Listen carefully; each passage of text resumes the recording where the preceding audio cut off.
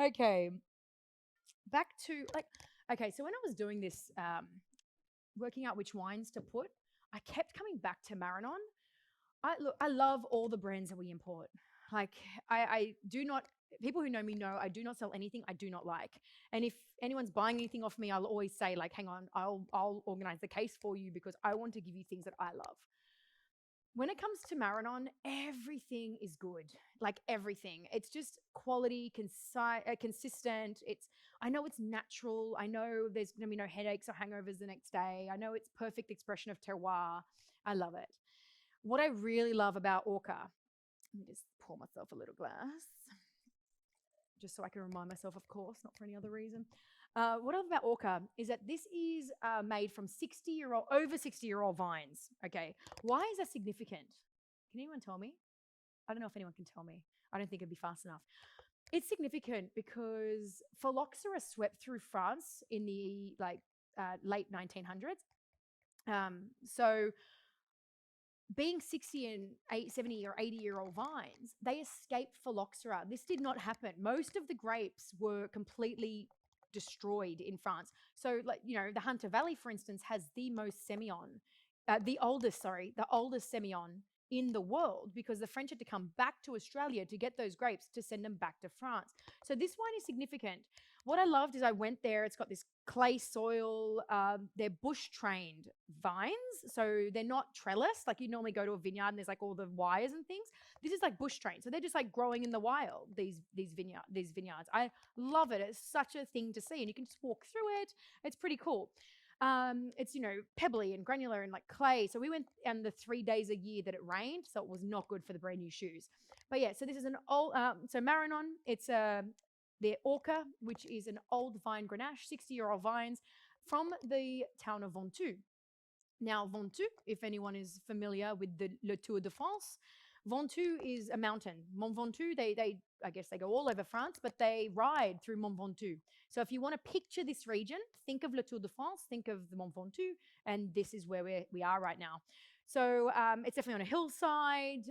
They only do their own, like they have, I should say, they have temperature differences between day and night because of the high altitude as well, and the cool, which means that you get obviously this really complex fruit, really juicy grapes. They spend 1 year aging in French oak barrels, and they're like 1 to 4 years old. Only 10% of this wine goes into new barrels, so it's all about the expression of the fruit, not about the vessel. So it creates this like, normally to get power, you want oak, you want this creaminess and all this kind of thing. These grapes give you the power. It's such a fine wine. It's so delicate. Oh, it's so good. It gives you the power. It's such a complex wine, even on the nose, but that's not oak. You don't have that, like in Australia, we really push this vanilla oaky kind of thing. What we're getting with this is definitely the expression of the fruit.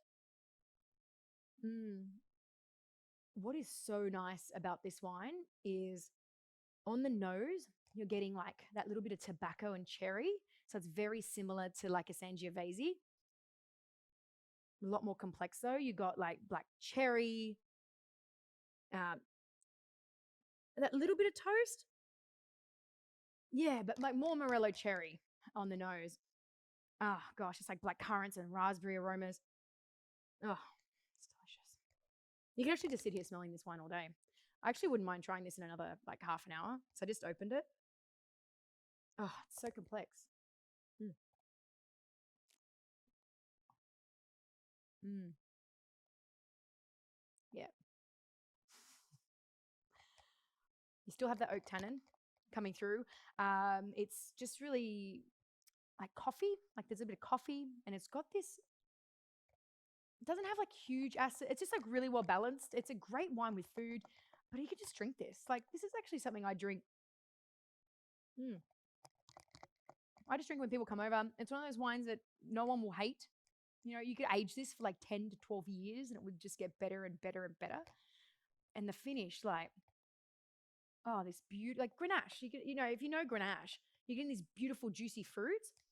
That's what you're getting. They're not sweet though. They're not sweet. They are fruit sweet, like these beautiful, juicy black currants and raspberries, and it's just having a moment with this wine. This is phenomenal. And the other thing about Orca I didn't mention is that some of it's actually aged in amphora, and we'll talk about that in a little bit. But yeah, highly recommend it. Again, another wine by Marrenon that I'm obsessed with. Another thing I have from Marrenon is the Côte de Rhône. It's a little bit far away from me right now, so I'm not going to show you. But the Côte de Rhône, if you're looking for something cheap and cheerful, this would retail for around $45. The Côte de Rhône, it's a Grenache Shiraz Mourvèdre. That is a fantastic wine as well. So yeah, that's Orca. You need to taste it. Highly recommend it.